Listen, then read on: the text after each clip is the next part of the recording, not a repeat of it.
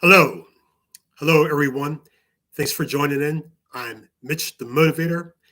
David, David L. Mitchell is my name. Thanks for joining in. We're going to talk about a very important, sensitive topic that's going to be interesting and hopefully helpful with you and your family or young ones that you know to help them with the difficulties of life, helping them along the way.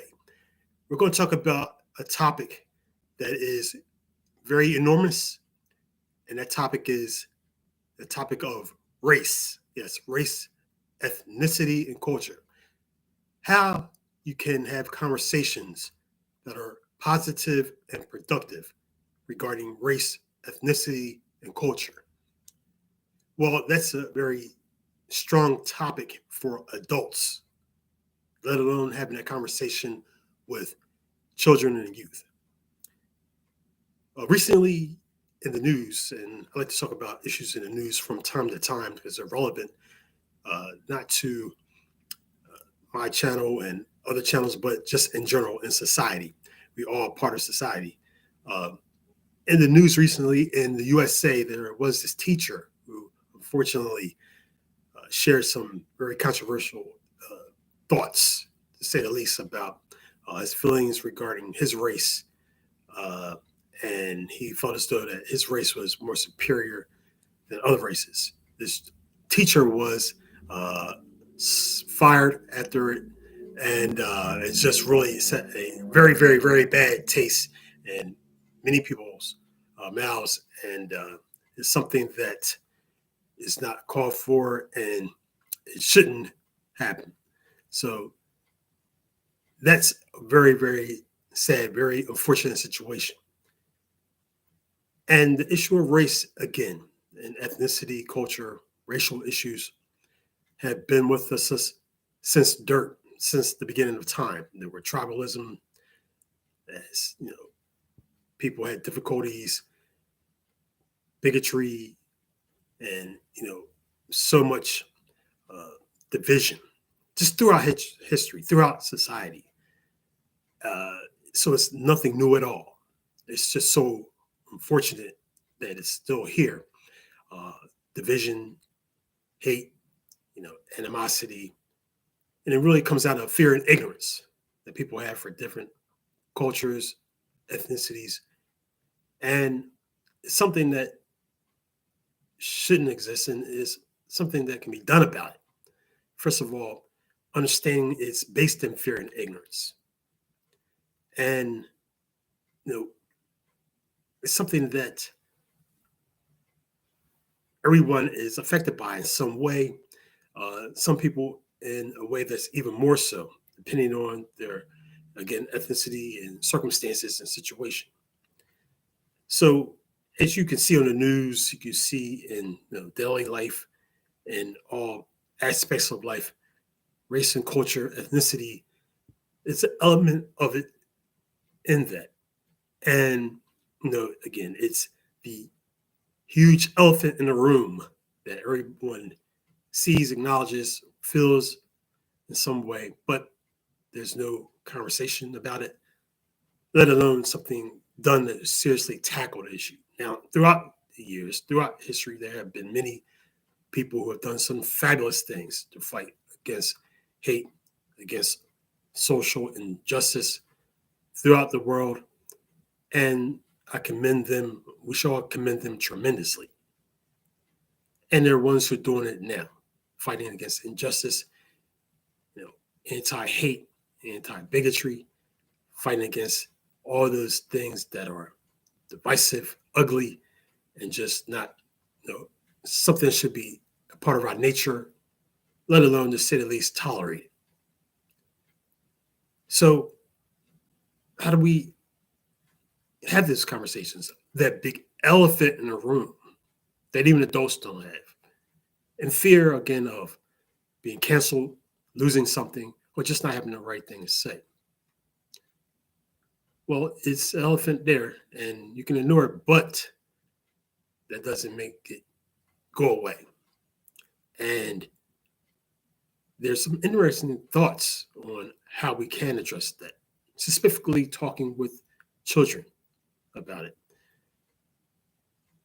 First of all, we didn't understand that, and it sounds like cliche, but cliches are cliches for a reason. You know, this is an important perspective and factor that should be considered, and it's something that's doable for everyone. You know, if we want to see change in society, it starts with you. It starts with one person. Everyone has the power to change their life. And again, you will want to treat people the way you want to be treated. Respect yourself and have people respect you as well. You know, it's about being the best person you can for yourself and helping someone as well. Just one more other person. Now, that seems very, very idealistic, but it's also true. Because if I want to see change in society, it can start with me. Again, by respecting myself, you know, that becomes contagious. Now, people might not like me. They may even have a, hatred towards me, but they will respect me for who I am. You know, yeah, you might not like me, but you'll respect me for my stance because I respect myself, at least to some measure or to some level. And that's fine. Again, it starts with the person that you see in the mirror each day. Now, we know that laws can change and they should change, have changed over the years, and different policies from the public and private sector to help with the situation. Absolutely, absolutely, that's for the taking. But as one individual who feels that they can't do anything about it, the world is against them, and they can't do anything with regards to this topic. Well, you can. It starts with you by treating people the way you want to be treated, no matter of their ethnicity, their color, or culture. It's common sense, and common sense isn't so common. Now, will it have an effect on a large number of people? No. Realistically, no. 100 people? Probably not. 10 people? Maybe. But if it's just one more other person who doesn't look like you, who's not from your culture, may have some differences politically or religiously, if you respect yourself and show them a measure of respect, they might not like you and throw your arms around you, and that's fine. You don't have to. But at least some civility can be there. Or at some point, or even then, your humanity, because of your self-respect, can be somewhat respected. And that's a step. And you can do that. It doesn't cost you anything. It doesn't cost you anything at all. It just comes from within. And that's something that can't be legislated. It cannot be legislated. It starts from within. So yes, you have some power in that. And that's more meaningful with regards to dismantling or shattering bigotry, ignorance, and fear, because they all go hand in hand. And by doing that, you're dissolving, dismantling the ignorance by being a dignified, self-respecting person yourself to the best of your ability. Many people did not like Martin Luther King, for an example, back in the 50s and 60s. Called him, all kinds of words. Said that he was, a troublemaker. It just didn't like him at all. People from different communities. But they respected his stance and what he fought for.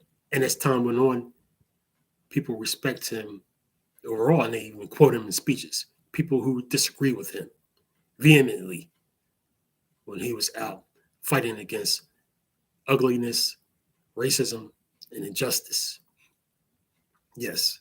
And there are countless of others who are much, much lesser known or not known at all who have done this throughout the years and even in our time. So it starts again with the person that you see every day in the mirror. Yes, you. And being an example by your actions and your deeds and the way you carry yourself. Because with children and youth, especially children, they don't go by what you say so much, but the way you carry yourself, your deeds and actions. So it starts there by being the best person you can. And that is the beginning, the key that opens the door to the conversation. Now, we want to protect children. We want them to have a great childhood and don't see anything ugly about society. No war, no fighting. We want them to enjoy, the fantasy of being a child and feeling as though they can fly in the air like Superman or little girl who wants to be a superhero like the Bionic Woman or Catwoman, whatever. We want them to have that joy, that fantasy. We don't want them to see the ugliness of hate, of injustice. One, because they're impressionable and they really can't grasp fully, even though struggle tremendously with it. We don't want them to experience that. So we try to protect them. We try to hide them from that, do all we can to maneuver them away from seeing again, the devastation of hate that has been fueled out tremendously so throughout the years, throughout the decades, and even in our time now.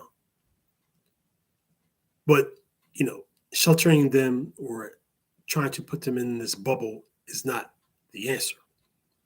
Because at some point, they're going to see it either in school, or in video games and television, or on the internet. Somewhere they're going to experience it.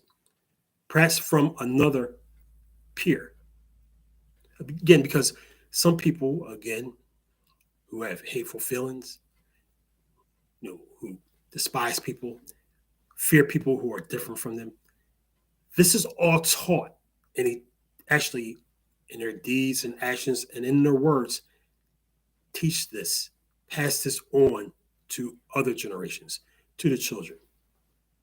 So you may have some children across town or in another state or in another community who are being fed this malarkey, this ugliness. And another child across town who might be fortunately being fed understanding, respect for themselves and others, respect for humanity. And these two might, wind up going to school together or crossing paths at some point.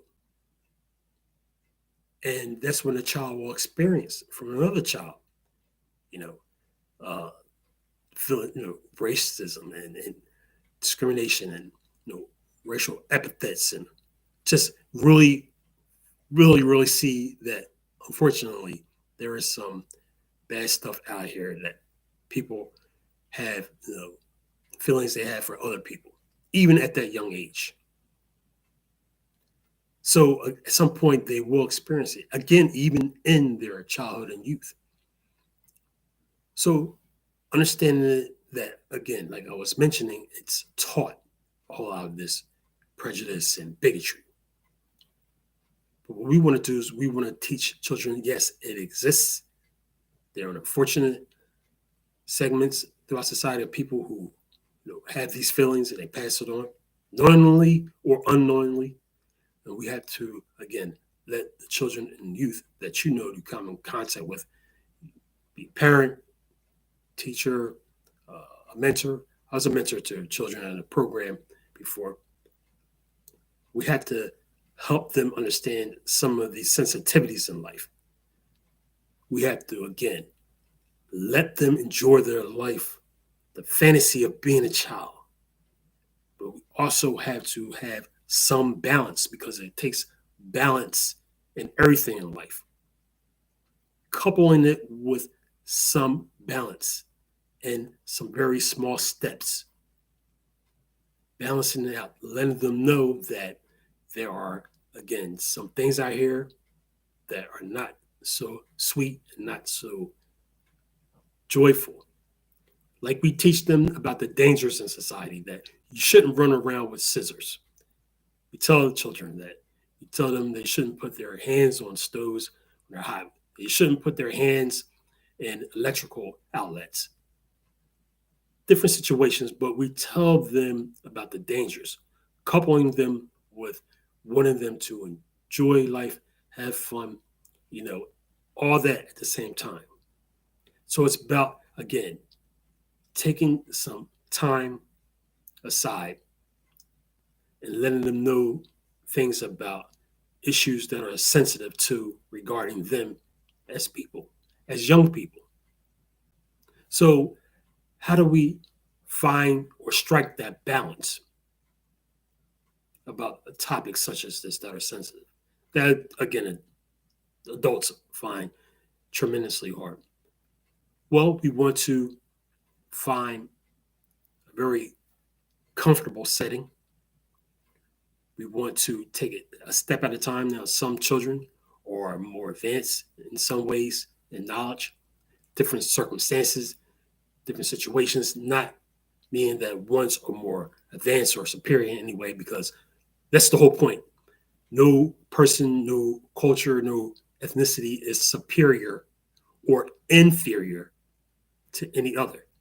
And that's something that should be understood and implemented in conversations that adults can have with each other, as well as having those conversations or starting to consider having those conversations with children and youth. And being honest and thoughtful, having the right positive mind frame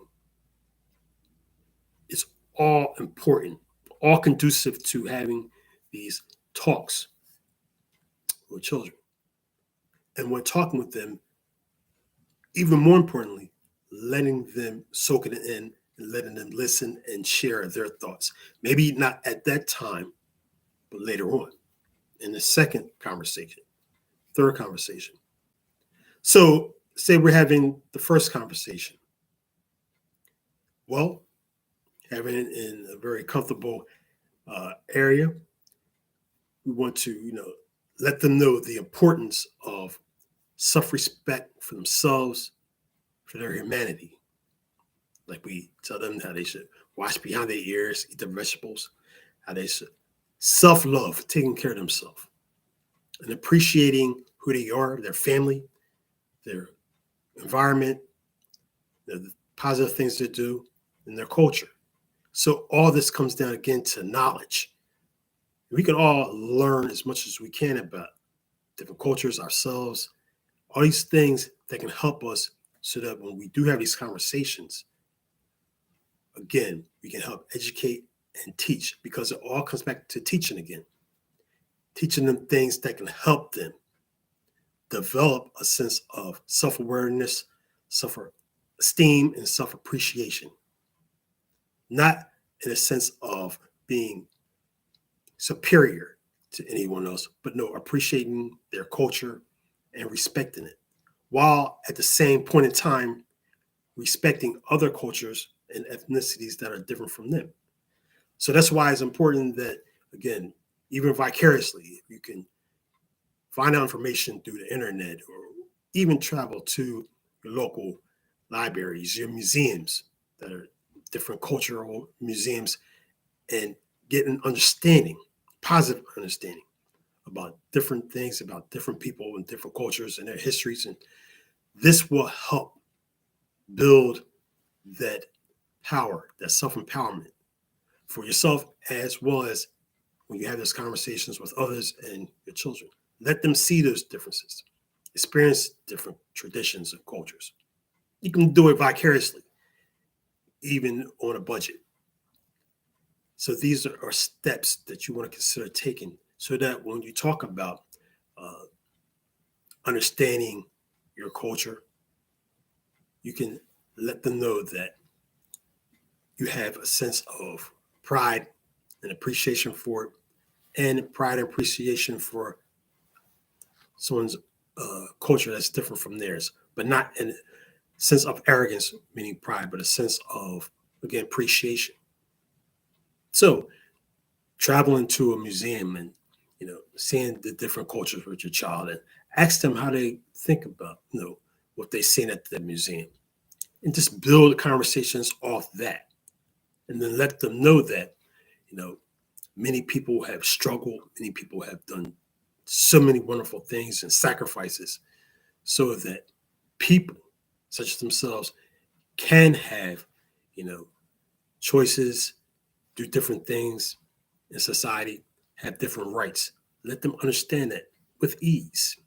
You don't have to bombard them, but do that in a way that, you know, in a beginner stage, and then in an intermediate stage, in an advanced stage, as they learn more and more. And at the same time, you will be learning more and more too about your culture and other cultures, so that they can see that there have been people who struggle, who've done different things to advance social injustice, and knowing that at the same time, unfortunately, there are people, have been people who fought against that, and people who continuously, unfortunately, some fight against it to this day, but not for them to be, you know, dismayed by it, or, you know, just want to give up on humanity in general because of the things that have happened and still happen.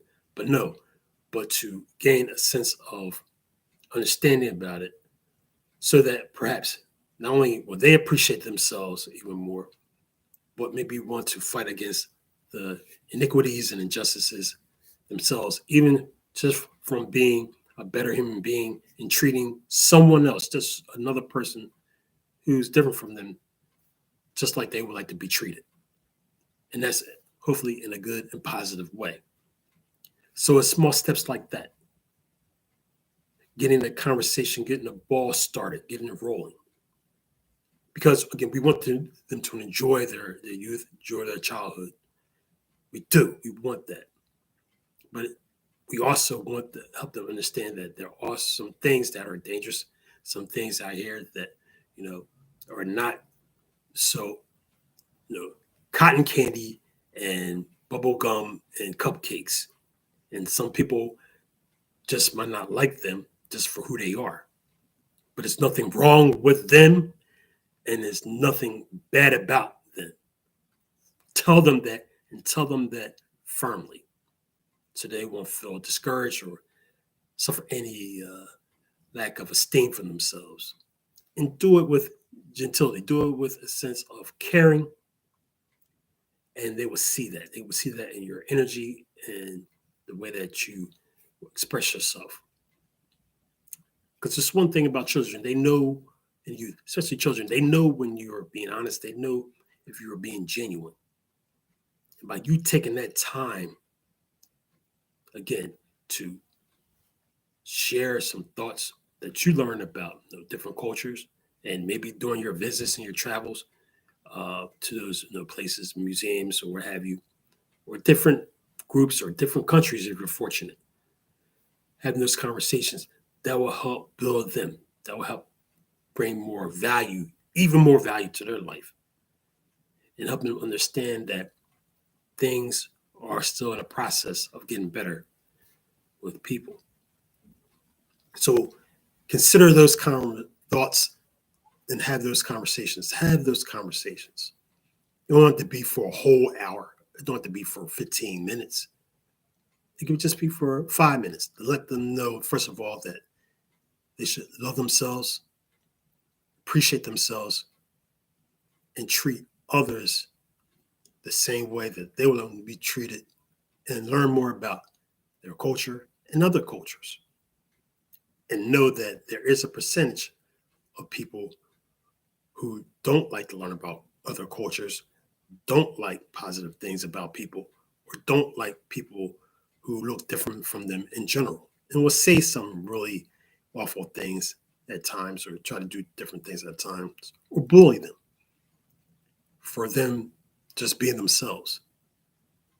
Yes, let them know that without shattering their hope, but reinforcing some empowerment, positivity to them with knowledge. It's doable.